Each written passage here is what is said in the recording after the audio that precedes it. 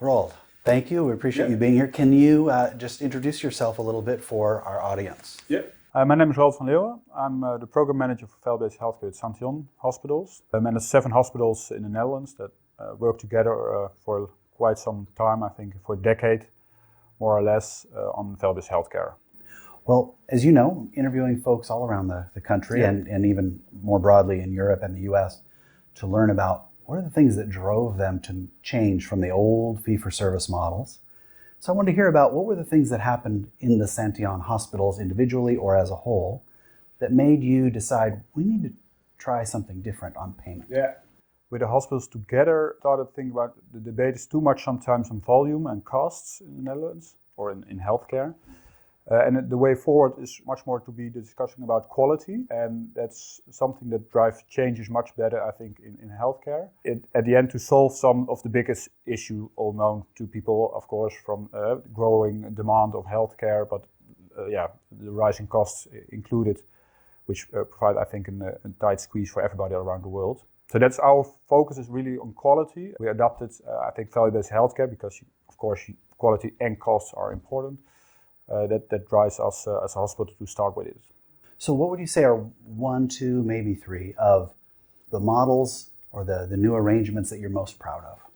We started, I think, 8 years ago to be a bit more transparent to the outer world about our results on outcome. It's a real culture shift, I think, of how to be transparent about your results as a care provider. Secondly, I think one thing is about being transparent, but also what you're going to improve in your healthcare. So that's why we started with improvement teams. Currently, we have over 100 improvement teams across the hospitals working on improving the care for the patients. Thirdly, I think it's about, and that's really difficult, how to translate it into the contracting, but also in supplier side. So the real financial part also in that way. Have they tended to focus around a part of the clinic, like a service line or a disease state, with the different alternative models?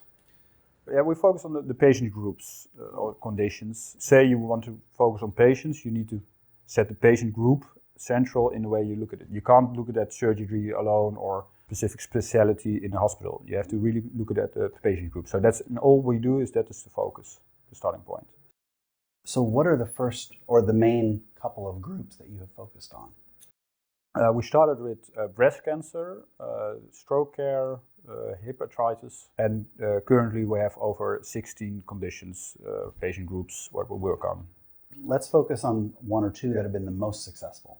Breast cancer is really advanced, I think. It's really complicated because of multidisciplinarity, but I think we have shown there also results. It's also on our website on how you can improve in the care itself, but also with costs and outcomes on complex retake, reoperation rate examples. So that's, I think, one of the results. But also, for example, with recently with birth care, so that you can improve the outcome for in this case the mother, and also it saves a lot of costs in reoperation rates, etc. So you can also find it on the website if you want to, but I will. Yeah. So I like both of those because I've heard about them from insurers and other providers around the country. So let's talk about the birthing as well as the breast cancer side. Can you talk me through a little bit about how do they work? I mean, how did you define value, and then how did you try to put payment associated with it? Yeah, I think the starting point is what we built is a scorecard, we call it. So that's for us a small number of indicators on outcome, costs, and process indicators. And it also includes treatment options and also case mix variables. But the main thing is the outcome, the cost, and the process indicators. And that's our scorecard, which defines value for the patient. And we make that scorecard with the patients also, with individual patients in hospitals, but also with patient organizations. And we check, okay, is this really important for the patient to define the value?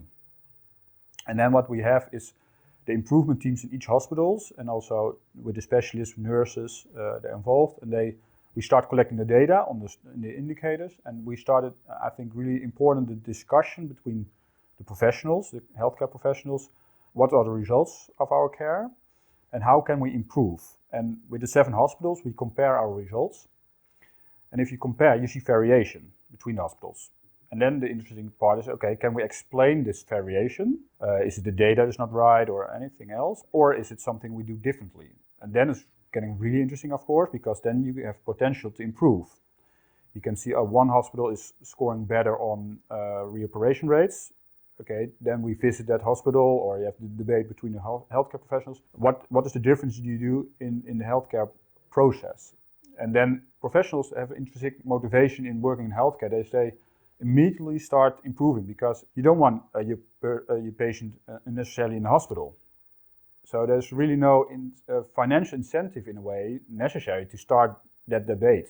Well, under the old financial model, there was incentive to have that patient in the hospital. Yeah, but our experience is, despite that incentive, people they work in healthcare not for the money per se, but for making people better. But of course, what you see is also a part, you get some mileage on that part, like you get improvement to a certain level. But of course, we see also the debate about, okay, that the current model of volume-based is a negative reimbursement on this kind of improvements. So then you have, of course, the debate, okay, how can we reduce that negative reimbursement that is blocking the improvement? And that's, I think, what we tend to do is really start with the problem in the healthcare process. You want to solve a problem for the healthcare professionals and for the patients, not necessarily start with a payment model.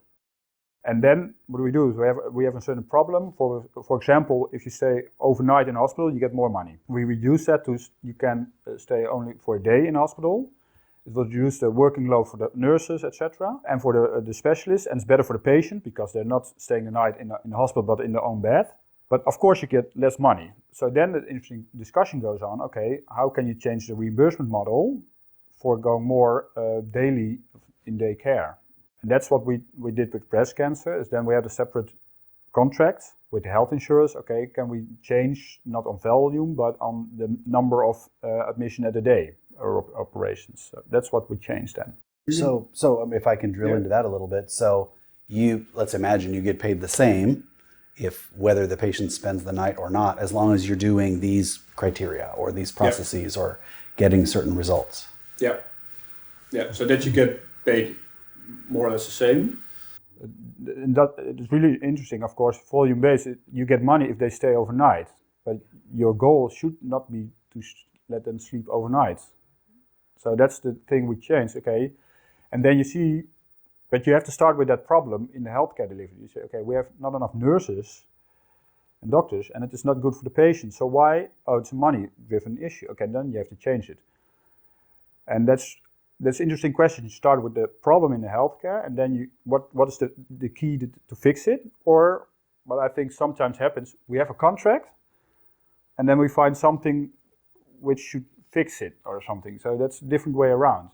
So we don't start with health insurers about making contract per se, but really start with the issue in the care process. That's a great description. How do you go about identifying them? Do you have a board of clinician representatives or people who come together? What's dysfunctional in the system? How do you get these to bubble to the top? For each patient condition, we have from each hospital one medical lead, we call it, so as a specialist. We bring them together from the Santeon Hospital once every 6 months. And they debate on the basis of our data, the scorecard. They see the variation and say, okay, we should do something about our problem. And that's where the ideas pop up from, okay, well, can we change it? And then you get, of course, a debate sometimes about money, but there's where the ideas bubble up from what should we address. And it can be specific per hospital. Sometimes, for example, one hospital has already made that step for overnight stay, for example. But it varies a bit, of course. But that's once every 6 months we bring together the clinical leaders for that condition. Tell me about the scorecards, because that's been a big deal for several years. Did you get this from the research or from a hospital association, or did you build it from scratch with input? No, we started with ICHOM sets for the outcome indicators, because I think it's really important to try to connect as much as possible with international standards or national standards. So we started with ICHOM sets, and then we had a debate with patient groups, for example, and also with the professionals. Are some items missing? And in the ICHOM set, for example, cost indicators, process indicators not included because it's an outcome set, of course. So that's what we We did an analysis for cost drivers. What are the biggest cost drivers for a certain patient group? Then we should make some indicators on that part. And also for process, especially for process, a lot of discussion with patients. What is important for your healthcare process as a patient? For example, the waiting times, or what is the time between diagnosis and treatment plan? It's really important for patients that in certain period between diagnosed for breast cancer and having a plan is really important, we found out. Perhaps more important than the time from treatment plan to your operation. If you have a plan that's really all ready, I think really comforting with it in certain really difficult periods in your life as a patient. So it sounds like you started with the outcome measures and the patient satisfaction. I heard both of those. Yeah, both. And then did you back into what are the processes that make those happen? Did you go kind of upstream from outcome and satisfaction to processes, clinical processes or operational processes? So like with the ICHOM, ICHOM is all about outcome measures and then patient satisfaction measures. So we might hypothesize that we would get those accomplished if we had processes, clinical process, business process. So I'm trying to think about how you build the scorecard so that it's outcomes, but also processes. Are people doing what we think are the right things that are supposed to produce those outcomes? That's what I mean. Every half year we have the debate between the medical leads about what's the results, and then they go back to their own hospital, and they have an improvement team in their own hospital specific for breast cancer, birth care, etc. And they go back to their own improvement team. There's a patient, there's a radiologist, everybody involved, and they discuss, okay, for our hospital, for our processes, how should we change something? And they do sometimes a process analysis or what it takes to get the specific local problem clear, and then they, of course, start with changing and improving the healthcare for themselves. So that's the mechanism we find from discussing between the hospitals the scorecard, and then we have the improvement teams that are really vital to make a transition to what's going to be changed in the local processes in the healthcare in the hospital itself. You've also talked about that clinical board that even all the way to the Santeon board is half the board of 14 people. But you mentioned the patient. So how do you get the patient input? Is there a patient board, or you just grab somebody? Yeah, no, I think we have, every hospital has, of course, its own patient board, specific for our value-based healthcare program. We have also, in each improvement team in the hospital, we have a patient seated, or depending on the condition, for example, for lung cancer or stroke, it's a bit more difficult because of the nature of the disease. But we have focus groups for chronic care, for example. So we find the best suiting way to have the patient input there. But in addition, we have the contacts with the national patient advocate organizations and discuss with them. So there's a lot of effort to get as much input as we can there. So whether the clinicians within a hospital identifying a patient or patient and family who would be perfect to be a voice for this, or an advocacy group? Both. We do both. Okay, great. Well, that leads to one of the other discussions. You're building these models, whether it's around the birthing, around breast cancer, and you've partially answered this already, but who needs to be consulted? Who need you get involved maybe around this table as you're developing the model, including the payment part? What's crucial for success? Internally for the hospitals, that's the first step. I think there's the patients, of course, and the different specialists and nurses. I think that's really important, and it's sometimes difficult because they don't have the time for it. Of a specialist that treat the patient in this for breast cancer, like internist, a surgeon, etc. But also radiology, sometimes even pharmacists. So that's the internal part. But also, I think for contract, is the sales department, of course, health insurers, and more we're making the dialogue with the health insurers to really connect on the contracts. But stage before that is about how are we going to improve, what is our aim to improve in the healthcare. And I think that's much more a dialogue between health insurers and the hospitals, what we are building. For example, with Silver Cross, we're building that, and it takes time to trust each other, to understand each other really good. Because you really have to go into depth sometimes for breast cancer, what's the real problem. And also, insight we gain is also like for health insurance, it's not feasible to connect with each healthcare provider individually in the Netherlands. I mean, there'd be huge healthcare networks to all have that kind of relationship with all the different healthcare providers in the Netherlands. So it has to be scalable for them from a perspective of administration and etc. So that's, I think, really to understand each other much better on what are your own difficulties from your own role in the healthcare system. So because you are such a big stakeholder in the provider community, do you find that a big insurer, CZ, Silver Cross, that they are having those discussions? Because it sounds like you're bringing the proposal to them. You're saying, here's what we see as a need. Here's how we want you to partner with us. I hope it's a dialogue in that way, but I think we take a lot of an initiative, I think, because we have set on this course of making steps in the healthcare, and we're doing it already for 10 years, so I think we have some experience in it, but still we are learning a lot, and especially with the healthcare insurers, I think we have good dialogues with a couple of them to have this journey, I think, together much more so. How does that connect to the scalability problem for them that you mentioned? Just do they look at you as the big dog, the lead player, and if they can get something with you, then it can roll out to all the smaller players easily? You should ask them probably that question, okay. But I think I can relate to that model. I think we are organized and structured in a way that we can provide first step in making something not work in one hospital, but in 7 hospitals. And then perhaps setting the stage for the rest of healthcare providers. So that, I think that's one thing that we think is really important also in our role, but I mean, it's not always our position, I think, to claim that. One entity we haven't really talked about, we've talked about the insurers, the different providers, including the nursing staff, the hospital representatives, coming together to decide what are the quality initiatives that we need to pursue, and then how do we attach money to that. What about on the policy? I'm sorry, the policy. Are there governmental entities that you bring to the table to bring into this conversation, or you keep it only among the private entities? We do a lot of discussion with also the government, with the Department of Healthcare. Yeah, I think that's really important also but that's the debate, what is their role in it? They have the facilitation role, or more or less legislation-wise. So that's, I think, that's the debate is going on, I think.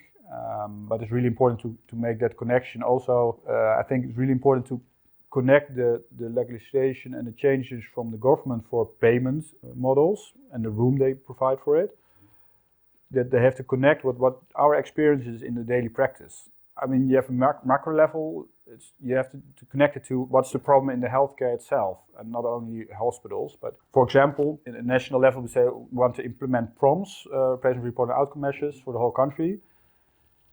And it sounds really nice, but if we do the daily practice, we're daily struggling with it. It's a lot of work, the IT doesn't work, costs a lot of money, and what you're going to do with it.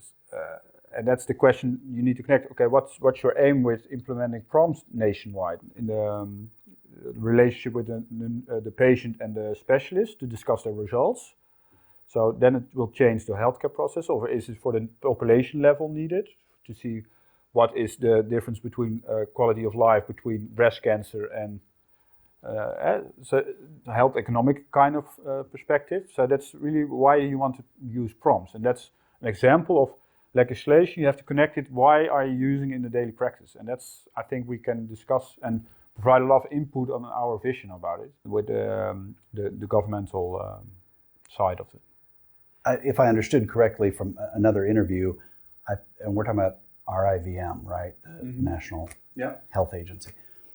Haven't they mandated some alternative payment arrangements for some of the conditions, like the maternity bundle? Isn't the maternity bundle mandatory now nationwide? No, that's the debate going on nationwide. But it's the NZA, I think you mentioned. But it's that's the exploration of is it mandatory to, and how does it really work? I think it's quite difficult. But it's also about the whole chain of care, and it's not per se about value-based healthcare, that debate. Because then you have to define what is good care, and it's not always defined yet, I think so. But that's also an example of how you have legislation and how does it connect with the care provided. So you've talked about, in particular, you've talked about the birthing model and you've talked about the breast cancer. You have other models as well. Talk to us a little bit about evaluating. How do you measure how well these things are working? The model. You've got all the quality metrics, you've got the scorecard. How do you measure whether this model, including the payment part, is doing what you theorized it would do? No, so we track your change on the scorecard over time, of course. That's one part, and we also do an evaluation on each patient condition. What is the result of the last year, and what we don't have yet is the financial impact, for example, in the hospital itself. Also, local context dependent, of course, because we have a program running, and there's a lot of things happening in a hospital, the ICT system or COVID. So that's a lot of changes, so it's really difficult to pinpoint what exactly the results is, but I think we can track over time, and then you see, for example, the reoperation rates dropping down, or we see the 7 hospitals, they start all over the place, and then the scatter plot is just merging together, and they say, okay, the whole level is, not this way, but probably that way we'll see, so that's the lowest adjust to the highest, and that's the best practice in a way, and setting the stage. So that's how we try to monitor what's the results, but we don't yet translated that into the budgets, etc. I think what I also mentioned before is we focus on the quality, and then I strongly believe if you have less reoperation rates, that's what you want, and that has a financial impact. Right. But that's I think we strongly focus on what is relevant for the patient, and then of course the financial departments has to make a translation for how that results in the financial impact, for example. I think that's normal for hospitals, the US too. The first things you're looking at are quality, patient, the clinical measures, which I hear you describing. Of course, you ask the folks at the insurance company. They care about that, but they want to know, is this getting a financial result also? Are we doing this only because it's the right thing to do? Or is it also yielding some financial benefit? Societally, we care about cost benefit. So it sounds like that's just coming into your metrics now. Yeah. What are your thoughts about how to best proceed with that, to incorporate whether it's cost, revenue, some kind of return on investment? I think it's something we're developing now, is together with health insurers. Again, the dialogue between what is the aim of the health insurer in that part, because what's interesting in healthcare in the Netherlands is that the benefits, for example, if we make an improvement in a hospital, the revenues are at the healthcare insurer, and the problem is somewhere down the healthcare process, for example, in the nursing homes, and the problem is at our side. So that's really, we can solve something for the hospital alone, but then you create a problem somewhere down the line. So that's what I think with the healthcare insurers, really to focus first, what's the aim of our, and they of course like reducing costs could be one of them, but also I think it's really interesting what we see is one of the problems is not mainly costs, or is the increasing healthcare demand. So if you say, okay, we have an increasing healthcare demand, we don't have the nurses, the specialists to treat it, so then you get, okay, we don't need the cost reduction, but we don't need cost increasement, but we have to help more people with the same amount of money, basically, or people. And that's a challenge, I think, already. And then you have a different aim, I think. So that's what we tend to do, but we don't have the financial models built with the healthcare insurers yet. So they haven't come to you yet with like a shared savings. But that's we tried some pilots with it, but it is with breast cancer we did it. It was a pilot, but it was a lot of work to do it. And also what we find out is that you can ask the question if the improvement in the quality and in the cost, what we have achieved in that part, whether because of the contracts with the health insurers, or was it because of the intrinsic motivation of the specialist involved? And we're not sure about it yet. I mean, we just did the evaluation. So that's, I think, an interesting way to explore with health insurers how to make the next step in that part. For example, one of the ideas we have is in what way can you reimburse people that work on improving the healthcare? So improvement teams, if you facilitate that a bit more, and do you trust each other enough between the healthcare insurers and the providers that the results of that improvement teams are such a way that will benefit at the end the healthcare insurers and the patients? But do you make a KPIs kind of contract, bundle payments, etc.? And our specialists like, yeah, but then I have to select patients that are really sick. I don't want to treatment them, or that kind of tricky parts. So do you make reimbursement for the improvement part and trust that the results will be that and you have to, of course, measure it a bit, but that's the find two ways you can look at the same subjects, like result appointment agreement or on the process of improvement. That's, I think, interesting to what we're currently exploring, what should work. I'm glad you brought up the issue I'll call risk selection or adverse selection, depending on your perspective. Yeah. So what's happening, what I read the most about now is risk adjustment. So, okay, yes, if this patient is more costly, just like with the DRG, they would slip into the higher complication level of the DRG. A lot of value-based arrangements are doing something like that. So, well, this person is sicker based on diagnosis codes or some utilization or a formula that includes all of those. Yeah. So we'll give you X amount more money or % more money. Do you see that happening so that your docs don't purposely or inadvertently, subconsciously select easier patients? In breast cancer contract, we didn't do it, but it was really a pilot in that way. So I think it worked quite well for that part. But it's a really major discussion with the doctors because they trust the risk adjustment that way that it works and is it an accurate reflection of the difficult patient so I have a lot of doctors that they don't believe in the risk that it will work, the risk adjustment. I see a lot of resistance against that kind of contracts. So what do they propose in its place? Because not all patients that have the same diagnosis code are the same. No. Some are much more complicated. Yep. Maybe even if it's just the social determinants of health that make your odds better or worse. Yeah. So how do the docs say we should approach this? Some doctors, they believe that we should try it and see how it works. Some others say more on the reimbursers as for improving. And if you reimburse the improving part, then trust us that we do the right improvements for the patient and for the healthcare. So that's a bit softer a model perhaps, but that's what they tend to think that could work. So I talked to one insurer about this very issue because I always hear about risk adjustment and a bundle that follows the patient from a defined starting point to a defined ending point, whether that's time or a patient path through the continuum of care.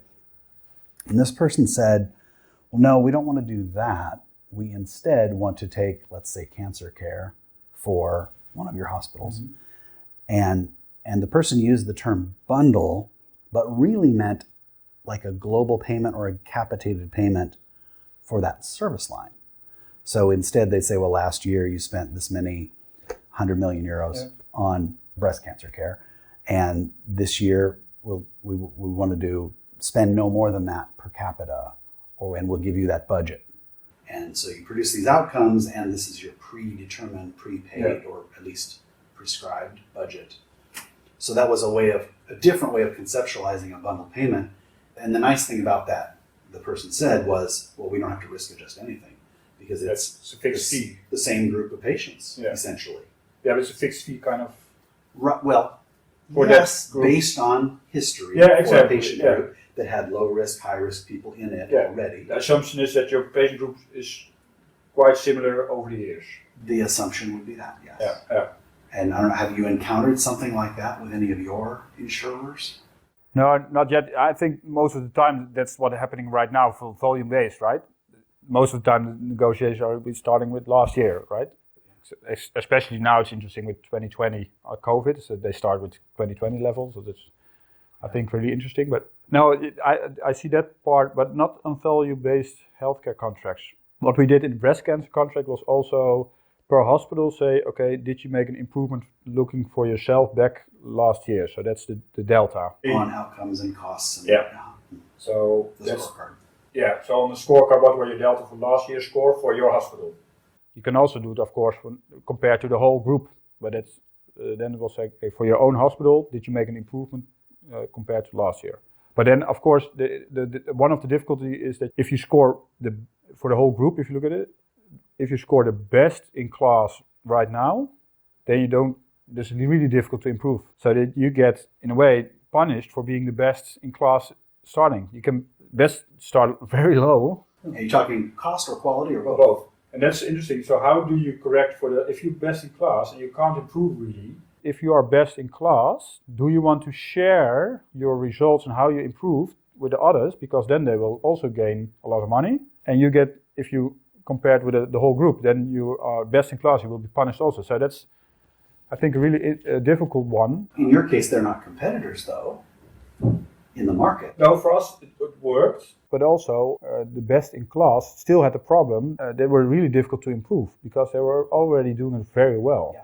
We had this problem in the US with the early ACO models because it was all based on improvement and shared savings. And if you ran an efficient operation, it was hard to wring any more savings out of the machine, let alone to share it. And so there's a lot of discussion about, well, what about improvement goals versus absolute goals, absolute targets versus relative targets? And are you having that conversation about absolute versus relative with your hospitals and or your payers? Yeah, but that's the interesting. Then you get absolute results. If you're not making that goal and there's a patient at your hospital, what are you going to do? That's really, I think, ethical question in a way, that setting the absolute stage. Because it is for, if you have like a lowest absolute level for safe healthcare, that's, I think you don't want to go below that level. But now we're looking at, is it an 8 or a 9 or a 10? And yeah, that's really difficult discussion also with specialists to say, okay, but then I have to do patient selection or different treatment options, or so that's one of the difficulty, I think, for the model. Some of the discussion is, and I talk about the absolute versus improvement.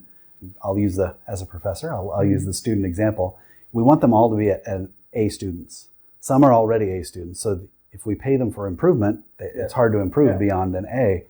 But if you're struggling, then improvement is the right answer. Yeah. More so than absolute, like you said, because we don't want to penalize if for whatever reasons, their fault or not their fault, that they're below, but at the same time not penalize the high achievers. And so how can you use absolute and relative goals and still be scalable? Because if we say, oh, it depends on the hospital, that's hard to be scalable. And especially it depends on which stage of cancer you have, for example. So it's more complicated even than one hospital, let alone if you want to do it across the whole continuum of healthcare, for example, for stroke patients. So that's one, I think, the challenge of making a scalable, value-based model is about this part. How does that work? And it's also what we see quite often is, for example, with stroke care, 6 patients, they are the length of stay for 60 normal stroke care patients. So that's chance. I mean, that's the difficult part, of course, but you can capitate, you can make maximum for that part, but still sometimes it's really influence your outcomes. That's also what we see in the data. So that's, I think, one of the problems on making such a model. But it's really interesting if you aim for the improvement, that's where we have also the example, should you benchmark with international or national, or what we also ask ourselves, should you put money on that absolute level, or should you incentivize your students for making the effort in learning, improving, and that you see the A+ student, you can see how does he help others, and you can incentivize a student also for other stuff. Then he should stay the A level, of course, there's no debate, but also you can incentivize perhaps the learning and the learning from others. So that's a bit of our going on debate. How can you stimulate not only the A, B, etc., but also if you look a bit wider, what's the purpose of the contract? The purpose is not incentivizes, but the purpose is that everybody gets better students or better results for the patient in this case. Which should be intuitive for clinicians, because part of their learning model is to see one and then do one and then teach one. So maybe it's like that. Yeah, they're in the doing and they're mastering that, so now they move to teaching. Nobody wants their patient unnecessarily in hospital. But then you get punished for being an A+ student. That's what we're doing right now, right? That's really difficult. There's a difference between punishing and not incentivize this a different way in it. So that's, I think, what we said, if you reduce the punishment part, it doesn't necessarily mean that you incentivize the A+. And so that's one of our ideas, if you can incentivize the learning and the improvement and setting the stage higher, you can debate a lot about what's an A+ student, right? But of course, that's individual work. So, and then again, scalability. is the issue, right? Because if you have like the whole university, it's more complicated. And of course, I understand also the healthcare insurance, we want to be able to do some measurements. I understand that part also. If we had a colleague here from Netherlands, elsewhere in Europe, the US, who was just about to start on this whole value-based care alternative payment part, what would your advice be to this person? What are the things they have to do to be successful and the things they have to avoid? I think start with the healthcare professionals, so nurses and specialists, building the trust between those people and the data. They have good data because they have to trust the data. And don't start with a contract right away.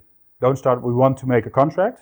The contract is a mean to an end. So if you start, sometimes people start with the end, it doesn't work.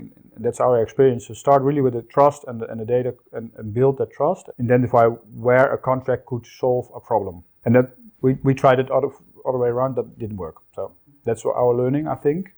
Start with that part, I think. It's the most important one. And think about scalability, but I mentioned a couple of times, but it's one of the questions we don't have the answer. So if you find the answer, let me know. We'll do that. I'm not sure anybody has the answer. No, there's no the answer. I'm sure of it. I'm sure there isn't one answer. Yeah. Okay, so the doctors, the nurses, having them all together and believing in each other and the data. Other keys to success or pitfalls that lead to failure? I think you can. It's a long-term commitment you need to have. You can't do it in 1 year because basically getting the data right and building trust doesn't go overnight. So I think that's really important. So that's for us, it means a lot of commitment of the board members and also with the specialists. I think it's really important to have them committed to making this step. Otherwise it won't work. Were there any financial barriers that you felt caused reluctance maybe by the hospital, by administration, or the clinicians?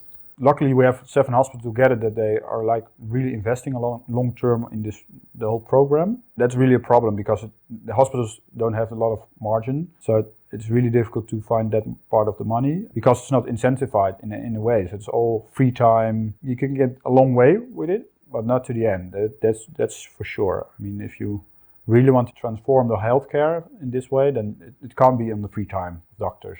You really need to think about how to make it integral part of their job. For nurses also get them time to build, to improve the healthcare. I think that's a really important one, but also difficult, of course. Have you tried some approaches to doing that? We have some solution for it. One of the things that we did is we, with project leaders and data analysts, really support the staff. So make it really easy for them to have the good data. We take a lot of care for them to facilitate them in a good way. So it's really important to have good support staff. So that is, for them it's minimal time. Of course it will take time for them. We have data analysts that are really capable of getting the data out of the systems. They build expertise and they debate with the specialist, okay, is the data correct? And that's really important to have that support going. Don't expect from specialists to take the data themselves out of the system and doing at night analysis, etc. Sometimes that happens, but you won't get anywhere, I think. Did you change performance goals or something for nurses so that they weren't penalized for not seeing as many patients because they were in those team meetings? No, not yet. It's one of but for nurses and specialists, that's one of the things you can think about, how we reimburse some of the specialists with some time, the lead specialist. So we have a lead co-lead model. So 2 specialists from the 7 take lead for 1 patient condition. They get reimbursed a bit from the hospitals. Is that like a flat fee to participate in this? Yeah, a couple of hours. Meant to offset the patients they're not seeing? No, it's a couple of hours of their time. On their discretion what to do with the money, to put it in the combined group of the specialist or... I think important to recognize the extra effort they put in for the whole group. And part of the job for specialists is also to be building on quality of care. So that's part of the job also perhaps. But for nurses, I think it's different because they are like scheduled and so that's the debate in the hospitals, how you can make the nurses available for the programs. But yeah, especially with COVID now, the money is not the problem in that way. It's the time and the lack of nurses. So that's a really big issue, but I think around the world. That's a bigger issue, even for the normal providing the care on a daily basis is a huge problem. So that's... Are your specialists salaried or on some kind of production? It depends on the hospital, but most of the time there is a production. So when they take a time away from the clinic to do administrative work, quality improvement, it really is a loss of income for them. Yeah, or they do it at night. So a lot of evening meetings. So that's depending on the specialist how they work it out. Roald, I sincerely appreciate your contribution. This has been really a great learning experience for me and everybody who's an audience member. So we thank you so much. Naturally, we will give you feedback on what we learned from this whole series of interviews, and I hope that we all benefit from doing it. Thank you so much.